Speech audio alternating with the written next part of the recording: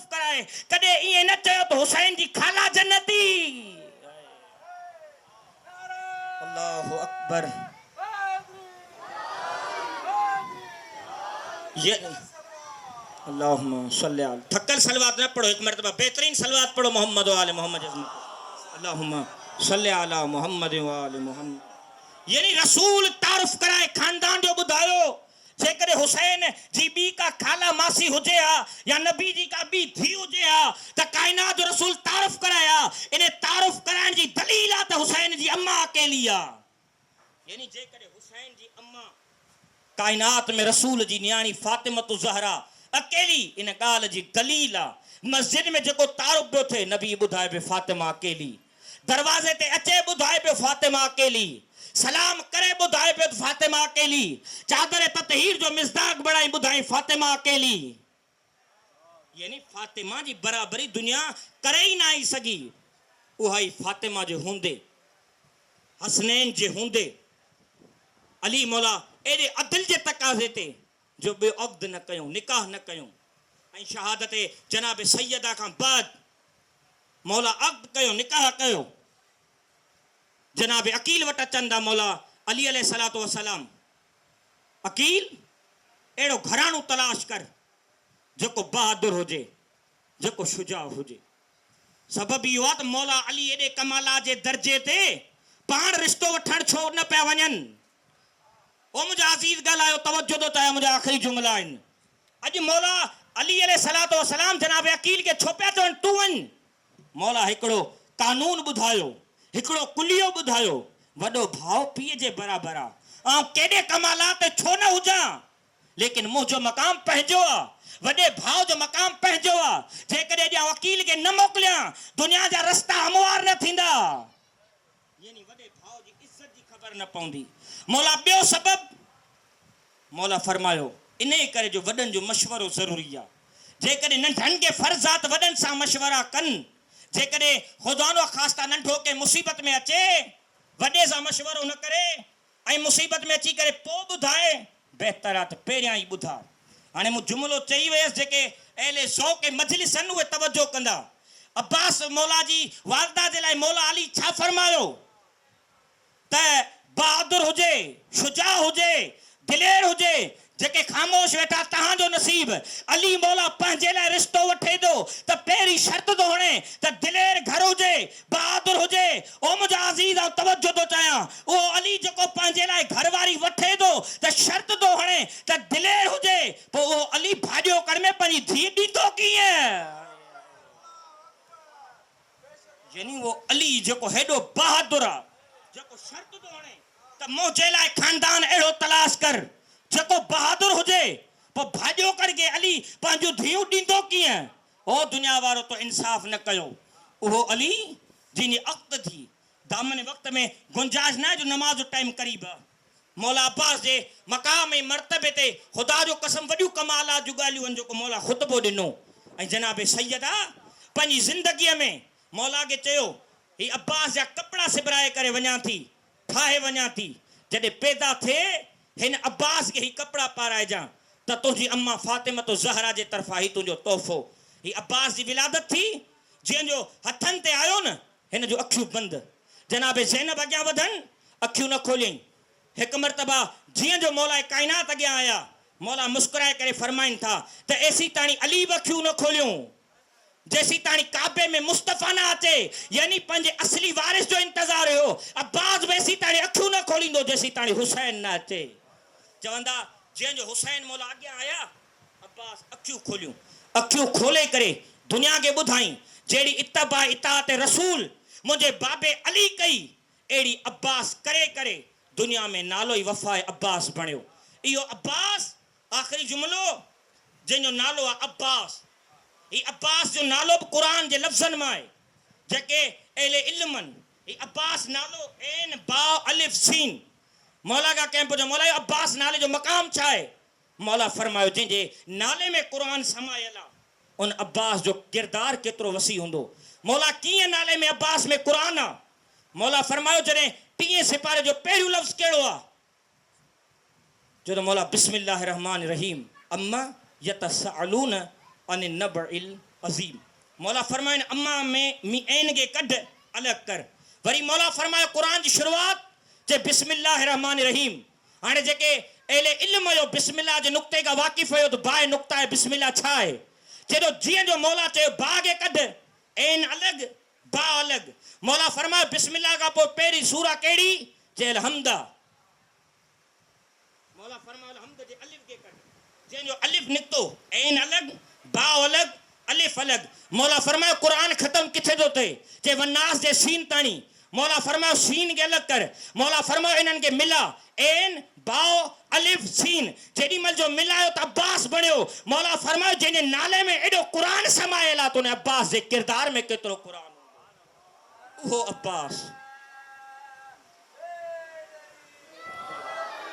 उहो अब्बास बाबुल हवाई जा मुंहिंजो मौला। 7 मुहर्रम जो ॾींहुं आहे पानी बंद थी चुको आले रसूल जो। रिवायत लिखन थी चंद ॾींहं गुज़रिया बचपने में मौला अब्बास जनाब ज़ैनब सलामुल्लाह अलैहा जे अॻियां न आया। एक मरतबा अली जी शरीफ न्याणी अॻियां वधी करे चए थी अम्मा फिज़ा अब्बास के घुरा। जीअं जो मुंहिंजो बाबुल हवाई मौला अब्बास अॻियां आया न अज़ीज़ो सर ही झुकियल हुयो। बीबी फरमाई थी अब्बास सर मथे करे ॾिस त सही। अखियुनि मां ॻोड़ा वहण शुरू थिया। अम्मा उमुल बनीन मना कयो कॾहिं अलीअ जी सही धीअ जे सर ते निगाह न कजां। छो मना कयईं? इन ई जे लाइ मना कई मतां जो ज़ैनब जे सर ते रिदा न हुजे। अज़ादारो आलम में तसवुर में चवां अब्बास बचपन जे आलम में तो ज़ैनब जे सर ॾांहुं निगाह करण गवारा नथो करी। इहा ज़ैनब हूंदी शराबिन जो दरबार हूंदो। अज़ादारो उहा आई बीबी जॾहिं जो शब आशूर आई। एक मरतबा बीबियन के मुखातिब थी करे चए ए बीबियो घबराइण जी ज़रूरत कोन्हे। कंहिंमें जुर्रत ई न आहे जो अब्बास जे हूंदे केरु तव्हांजे करीब अचे।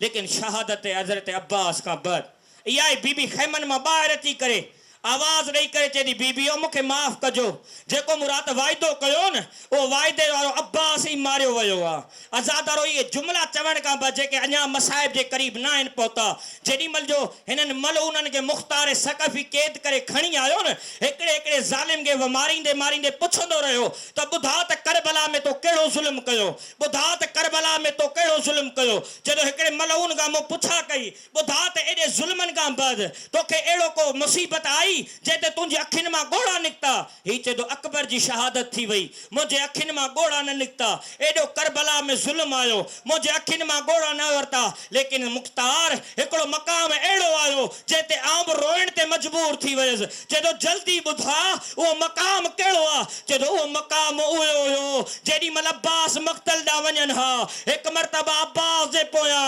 हुसैन ईअं हले हा जी नमाज़ी रुकू में हले हा ऐं हिकु मरतबा जुमिला चवे हा अब्बास तुंहिंजे वञण खां बाद हुसैन जी कमर टुटी। अजरो खुमल अल्लाह उहो बाबुल हवाइज एक मरतबा जियं जो जनाब सकीना खाली मशकीज़ो खणी करे आई। चाचा आ प्यासी आया। अब्बास मौला रोई करे चवंदा सकीना इजाज़त वठी ॾियण तुंहिंजो कमु आहे। जेकॾहिं पाणी न अचे मूंखे ज़हरा जो लाल न चइजां। अज़ादारो इजाज़त मिली जंग जी इजाज़त न मिली पाणीअ जी इजाज़त मिली नहर फुरात ते आया। हिकु मरतबा जियं जो फुरात ते आया हुसैन मुसला इबादत ते जनाब सकीना जी अलम ॾांहुं निगाह है जंहिंजो अलम ना निगाह करे अब्बास मौला मशकीज़ो खणी करे खैमन जी तरफ निगाह करे चए थो सकीना दुआ कर सही सलामत तो ताणी अमानत पहुचाया। अज़ादारो मूं ख़त्म कयो जंहिंजो अब्बास घोड़े ते थियो सवार। हिकु मरतबा कंहिं ज़ालिम वार कयो हिकु मरतबा कंहिं वार कयो अब्बास जो साॼो बाज़ू कलम ॿियो कंहिं वार कयो अब्बास जो खाॿो बाज़ू कलम। अब्बास जे जिस्म में तीर हुया मूं इलाही मुख़्तसिर कयो। अज़ादारो तीर जिस्म में अब्बास जा बाज़ू न हुया। एक मरतबा ही लश्कर उमर सा जे करीब अची करे चए थो अब्बास जे जिस्म में त तीर आहिनि अब्बास जा बाज़ू त कलम थी विया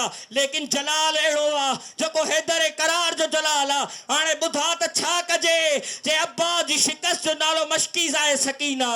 अब्बास जी शिकस्त जो नालो मशकीज़ आहे सकीना। हाणे छा कजे जे हाणे अब्बास जे जिस्म में तीर न बल्कि मशकीज़े में तीर लॻायो। अज़ादारो तीर लॻा ज़मीन ते मशकीज़ो आयो। हिकु मरतबा मक़तल में लिखियो वियो जेको बि घोड़े तां ज़मीन ते आयो पे त बाज़ुनि जे बल पे आयो लेकिन अब्बास जा बाज़ू न हुया। पहिरियां तीर ज़मीन ज़मीन ते आया तीरन जे मथा अब्बास जे जो अब्बास ज़मीन ते आयो एक मरतबा हुसैन अॻियां डोड़िया डोड़ंदे डोड़ंदे अब्बास जे करीब आया अब्बास पंहिंजूं अखियूं त खोल आका अखियूं कीअं खोलियां हिकु अख में तीर आहे हिकु अख में खून आहे एतिरो त ॿुधा त सकीना त न आहे आई अगरि सकीना पुछा कई चाचा पाणी केरु थिया त जवाब न ॾेई सघंदुसि आज़ादारो अखियुनि मां तीर कढिया विया अखियूं साफ़ कयूं वयूं हिकु मरतबा हुसैन रोई करे चवनि था अब्बास सॼी ज़िंदगी पंहिंजो ग़ुलाम चई करे मूंखे पंहिंजो आका चयई अॼु मुंहिंजी तमन्ना आहे त भाउ करे सॾु कर आज़ादारो भाउ जो नालो आयो हिकु मरतबा जंहिंजो चयो मुंहिंजे करबला जा ग़रीब ओ मुंहिंजे करबला जा ग़रीब हुसैन अञा जुमिला ख़तम न थिया हिकु पर्दादार बीबी जी आवाज़ आई अब्बास जे करे हुसैन के भाउ करे पुकारी ज़ैनब के भेण करे पुकार आवाज़ आई मुंहिंजी ज़ैनब आज़ादारो लुटियल काफ़िलो जेॾी महिल जो वतन मदीनो पहुतो बशीर मुनादा ॾिनी मदीने वारो मदीनो रहण जे क़ाबिल नाहे रहियो जनाब अब्बास जी मां अॻियां वधी करे चए थी बशीर अब्बास जे हूंदे छा हुसैन मारियो वियो अकबर मारियो वियो ज़ैनब जी चादर लथी सकीना जा दुर लथा चए थो बीबी इहे न ॿुधा लेकिन हलिया था ॿुधाया तुंहिंजे लाल वफ़ा केॾी महिल कई चए थो जेॾी महिल जो शिमिर खंजर हलाया पहिरियों खंजर हलायो हुसैन रब खे यादि कयो जेॾी महिल जो ॿियो खंजर हलायो हुसैन रब खे यादि कयो चए थो जेॾी महिल जो तेरियों खंजर हलियो न हुसैन जे प्यासे लबनि मां कुझु जुमिला आया चए थो मूं पंहिंजा कन हुसैन जे ज़ुबान जे क़रीब कया हुसैन यादि कंहिंखे थो करे चए थो आका ज़ादी ॿुधंदे तुंहिंजे लाल वफ़ा केॾी कई जेॾी महिल जो खंजर हले ओॾी महिल हुसैन चवे अब्बास अब्बास अला लानतुल्लाहि अलल कौम ज़ालिमीन इन्ना लिल्लाहि व इन्ना इलैहि राजिऊन वास्ते मोहम्मद व आल मोहम्मद असांजी कलील बंदगी पंहिंजी बारगाह में क़बूल मक़बूल फरमा बाबुल हवाइज मौला अब्बास सलमदार जो वास्तो आहे अज़ादार ही नौजवान ही बुज़ुर्ग जेके हिते आया हिननि जो अचणु पंहिंजी बारगाह में क़बूल मक़बूल फरमा हिननि जो ॿुधणु पंहिंजी बारगाह में क़बूल मक़बूल फरमा बारेला तोखे वास्तो मोहम्मद व आल मोहम्मद जो साईं जुड़ियल थिया ऐं साईं नियाज़ हुसैन जे तरफ़ां ई जेको एहतमाम कयो वियो हिनखे पंहिंजी बारगाह में क़बूल मक़बूल फरमा तोखे वास्तो आहे बाबुल हवाइज मौला अब्बास सलमदार जो साईं वारनि जे घरनि में पंहिंजूं रहमतूं बरकतूं नाज़िल फरमा साईं वारनि जूं शरई हाजात पंहिंजी बारगाह में क़बूल मक़बूल फरमा बारेला तोखे वास्तो मोहम्मद व आल मोहम्मद जो बीमारनि खे शिफ़ा कुली अता फरमा जनाब रुबाब जी ख़ाली झोलीअ जे सदके बे औलादनि खे औलाद नरीना अता फरमा बारेला मूं हक़ीर जो पढ़णु मूंखां पहिरियां वारनि जो पढ़णु पंहिंजी बारगाह में क़बूल मक़बूल फरमा बारेला तोखे वास्तो मोहम्मद व आल मोहम्मद जो साईं नियाज़ हुसैन ऐं साईं जुड़ियल शाह साहब जा जेतिरा मरहुमीन हिन दुनिया मां हलिया विया उन जी मग़फ़िरत फरमा साईं वारनि जे वालिदैन मरहुमीन जी मग़फ़िरत फरमा साईं वारनि जे वालिदैन मरहुमीन जा दर्जात बुलंद फरमा इन्हनि अज़ादारनि जा जेतिरा मरहुमीन हिन दुनिया मां हलिया विया बारेला उन जी मग़फ़िरत फरमा उन्हनि मरहुमीन जा दर्जात बुलंद फरमा उन्हनि मरहुमीन खे जवार मासूमीन में जॻह अता फरमा बारेला अज़ादारी जा ॾियारा जिथे जिथे अज़ादारी सैयद शुहदा बरपा आहे उन्हनि अज़ादारनि जी हिफ़ाज़त फरमा मजलिसुनि जी हिफ़ाज़त फरमा उलमा हक़ा जी हिफ़ाज़त फरमा असां सभिनी खे करबला जी ज़ियारत नसीब फरमा असां सभिनी खे अज़ादार सां गॾोगॾु बहितरीन नमाज़ी बणजण जी तौफ़ीक़ अता फरमा बारेला वास्ते मोहम्मद व आल मोहम्मद असांजी दुआउनि खे मुस्तजाब फरमा असांजे वक़्त जे इमाम ज़मान जे ज़हूर में ताजील फरमा असां सभिनी खे इमाम जी ज़ियारत नसीब फरमा रब्बना व तक़ब्बल मिन्ना इन्नका अंतस समीउल अलीम बिरहमतिक या